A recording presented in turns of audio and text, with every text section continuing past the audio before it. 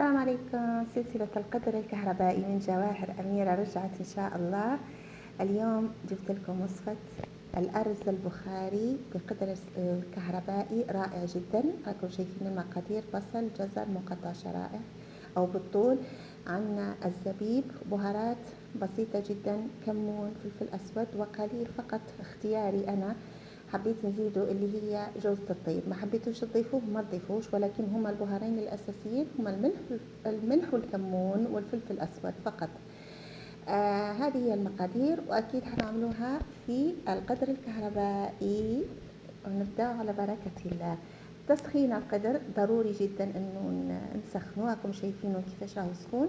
انا هنا حنستخدم خليط زيت الزيتون، هذا خاص للطبخ. نحط كمية محترمة، يعني تقريبا ممكن كأس معياري، لأنه حنقليه فيه الجزر والبصل. نحط أعواد الجزر، ما تخليهمش يعني رقاق ولا تخليهم سميكين، خليهم حجم وسط بالشكل هذا، عشان لما يتقلوا الحجم تاعهم حيتقلص ويعني يصير يذوب يعني. نبقى نحرك في الجزر تاعي بالملعقة لحد ما ياخذ تقريبا لون جولدن يعني. وعشان نسرع كيفاش يقولوا نسرع التحمير، انا ضفت له ملعقة عسل او قليل من السكر على حسب الاختياري، ما تختاري انتيا، وتحركيهم وتخليه ياخذ لون ذهبي بهذا الشكل.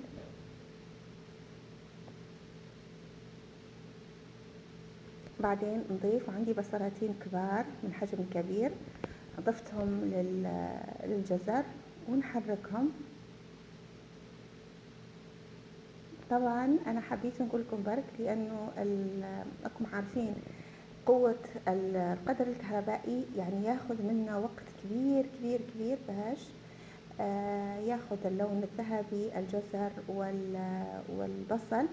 انا حتشوفوا الان نقلت وسط القدر، نقلته الى النار باش نسرع فقط عملية التحمير، لانه تاخذ فعلا وقت، ممكن ساعة وانتي غير تحمري فيها، او ممكن اللي وسط القدر تاعهم ما يتحمل الحرارة تعملي الخطوة هذه في مقلة وترجعيها للقدر وتكملي الخطوة تاعك. اضفت الزبيب تاعي تقريبا نص كوب على حسب الاختيار، ولكن الرز البخاري فيه زبيب. ورجعت القدر الى القدر الاصلي، واخذ هذه التحميرة معايا كما راكم تشوفوا. الريحة كانت رائعة جدا، ريحة الجزر البصل الزبيب انتفخ معايا. نستقطر كل الزيت منه، ما تخافوش، زيت الزيتون يعني. واذا حبيتوا تستخدموا زيت العافية او زيت يعني الزيت العادي ما في حتى مشكل. نشيل كل الخليط هذا البصل والجزر، وفي نفس القدر حنحط زيادة ملعقتين سمنة او زبدة، انا افضل انه استخدم السمن الحيواني. ونحط الدجاج تاعي. انا هنا عملت كمية كبيرة، يعني ما هي شي دجاجة او 2، اوكي، فكان عندي تقريبا 3 كيلو دجاج. انا خيرت اني اعمل افخاد، ممكن تعملي دجاج كامل تقطعيها على 4. ملحت الدجاج، اكيد لازم تملحي كمية. الكمون مطحون تقريبا 3 إلى 4 ملاعق صغيرة. والفلفل الأسود مطحون. أنا نطحن البهارات تاعي فريش، يعني كميات بسيطة، كل مرة تخلص نطحن. هنا رشة جوز الطيب اختياري، هي ما فيهاش في الوصفة، ولكن أنا حبيت نضيفها تعطي نكهة رائعة جدا للبخاري. هنا ملعقة صغيرة فقط كمون حب، وخلاص. أغطي الدجاج تاعي بالمية، تكون حار، ولكن ما تغطيهش بزاف لأنه الدجاج حينزل المية. فأحسن تكون عندكم عصارة دجاج، وهذا تكون عندكم ثقيلة، ولا أنكم تكونوا ضايفين مية كثيرة والنكهة حتروح يعني. فخليه، شوفوا كيفاش السطح تاع الدجاج تاعي باين، ما تخافيش. الدجاج حينزل منه مية والبالانس، يعني حيكون الماء متناسب جدا، وحتشوفوا معي في الاخر كيف. خلاص حطيت الدجاج، سكرت عليه لمدة 25 دقيقة، خلص معي الدجاج أكيد. فتحت الصفارة، كنت مجهزة صينية فيها ورق الزبدة وفيها عشان ندخلها للفرن. أشيل كل الدجاج تاعي بحذر. شوفوا كيفاش المرقة الريحة تاعها رائعة جدا جدا جدا. نتمنى نوادي وصفة الرز البخاري الإكسبرس في قدر الكهربائي. طبعا بتعديلات مني أنا شوية زيادة ونقصان، كل واحد على ذوقه، كل واحد على طريقته. نحترم الوصفات، نحترم الزيادة والنقصان ما دام في المعقول، يعني ما دام الوصفة ما تغيرت بجذري اتس اوكي. هنايا مفروض نقلي الدجاج، انا ما قليته، انا شويته، حطيت بهار الدجاج، اي بهار دجاج عندك، او ممكن ما تحطي ولا شيء، ملح وفلفل اسود وخلاص. حطيت شوية بهار الدجاج وشوية كايان بيبر اللي هي الفلفل الشطة الحارة. حبيت نعطي الدجاج شوية سبايسي يعني يكون شوية حار، وقليل من قطرات الزيت النباتي بهذا الشكل. وندخلها للشواية، خليها تتحمر، تاخذ تحميرة ممتازة. اكيد نملح كمان شوية عشان الدجاج يكون فيه طعم واضح. وللفرن. هنا رجعت للمرق، شوفوا المرق كيف، مرق رائع جدا. خلاصة الدجاج، شوفوا كيفاش الكمية قليلة، مش مشكلة. هنا حطيت كمية يعني تقريبا 1.5 كيلو رز، يعني كل واحد يستخدم المقدار اللي حاب يطبخ فيه الرز. حطيت الرز تاعي بعد ما غسلته ونقعته، وضفت له شوية زيادة ملح، لأنه عارفين الرز يعني نشويات ياخد زيادة ملح، فحطيت ودقت يعني استطعمت طعم الشوربة. إذا لقيتيها شوية زيادة مالحة هذه ممتازة. أوكي. شغلت أوبشن الرز على الطهي البطيء مدة 13 دقيقة على ما أعتقد. زدت زيادة شوية فقط موية، هاكم شايفين كان زيادات الدجاج في الصوص. شلتها، جلد الدجاج وهذا شلته، خليت المرق نظيف، وخلاص نحركه تحريكة خفيفة ونخليه زي ما احنا نقول يبقبق ياخذ يعني غلوة. هنا الدجاج تاعي يتحمر، أخذ تحميرة رائعة جدا جدا جدا. الدجاج لحاله بس تكفيه لحاله ما شاء الله. شوفوا هنا فقاعات الرز بدأت تطلع. اوكي. نضيف خليط الجزر والزبيب والبصل، نحطه على جنب، ما تحطيه على كله، حطيه فقط على جنب الأرز، وسكري القدر الكهربائي تاعك لمدة 13 دقيقة موجودة. خلاص خلص معايا. فتحت الصفارة، وما نحكي لكم على الريحة، ما نحكي لكم على الطعم، يعني ما شاء الله لا قوة إلا بالله. وصفة رائعة جدا، سهلة سهلة سهلة، وحينبهروا أكيد ضيوفك أو أهل بيتك بالطريقة هذه.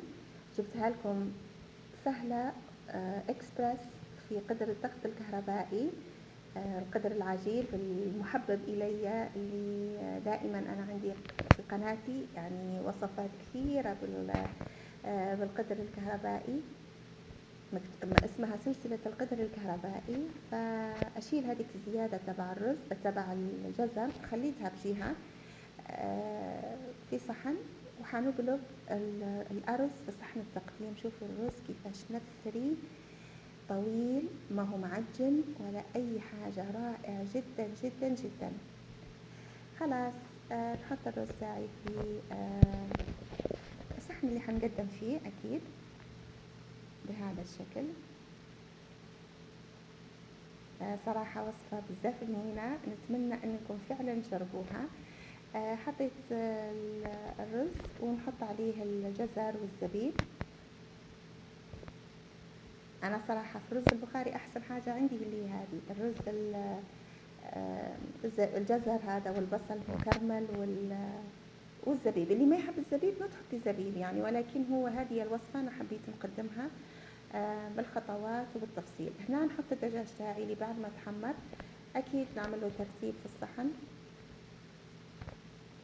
بهذا الشكل. الوصفة ما تاخذ منكم تقريبا يعني الوقت كله أقل من ساعة صراحة، يعني أقل من ساعة. اللي ياخذ شوية الوقت زيادة هو تحمير البصل والجزر، فننصح إنك تعمليها خارج القدر يعني، ولكن ما دام أنا أعطيت وصفة وبالقدر حبيت نعطيها بالتفاصيل يعني الكاملة للقدر الكهربائي، عشان نقولكم إنكم you can use it، تستخدموا القدر في كل مجال الطبخ يعني. هنا كان عندي شوية مكسرات صنوبر ولوز، اختياري عفوا، حبيتوا تحطوه حطوه، حطيته فوق الصحن، وبالعافية علينا وعليكم. وإن شاء الله الوصفة هذه نالت إعجابكم. والآن حاخذ لكم لقمة بإيدي ما شاء الله، رائع جدا. شوفوا كيف الرز خطير جدا، والنكهة واللذاذة كله موجود في اللقمة هذه ما شاء الله. الله بالعافية علي وعليكم. وجربوا الوصفة هذه بكل تفاصيلها، أعطيتها لكم سهلة جدا، تشرف العزومة تاعك أو تشرف أهل بيتك. جربوها في القدر الكهربائي.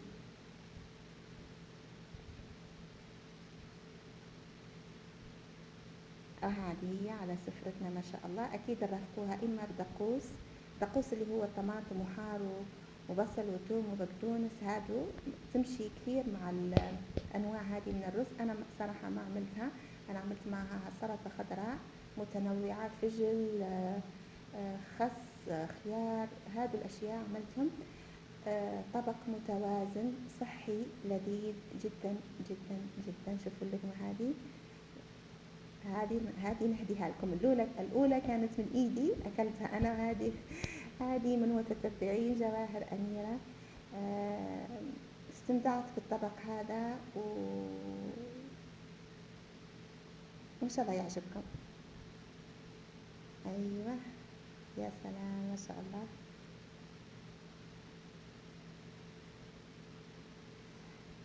ما يبقى لي نقولكم إلا إن شاء الله تعجبكم وتستمتعوا بيها. وعودة ميمونة إلي لقناتي للبيبي تاعي اللي نحبه بزاف، اللي نلقى فيه نفسي، اللي أشعر إني قريبة جدا من المجال هذا، يعني المجال هذا نحبه بزاف، نحب يعني نشارك معاكم كل طعمه، كل تفاصيله، كل إبداعاتي معاه. إن شاء الله عجبكم وتستنوني إن شاء الله في فيديوهات قادمة. شاركوا فيديوهاتي تبعي عشان نرجع بقوة بإذن الله. نحبكم بزاف بزاف بزاف، وكما عودتكم قلب كبير من جواهر أميرة، ولا يأس للحياة، والتوكل على الله. مع السلامة.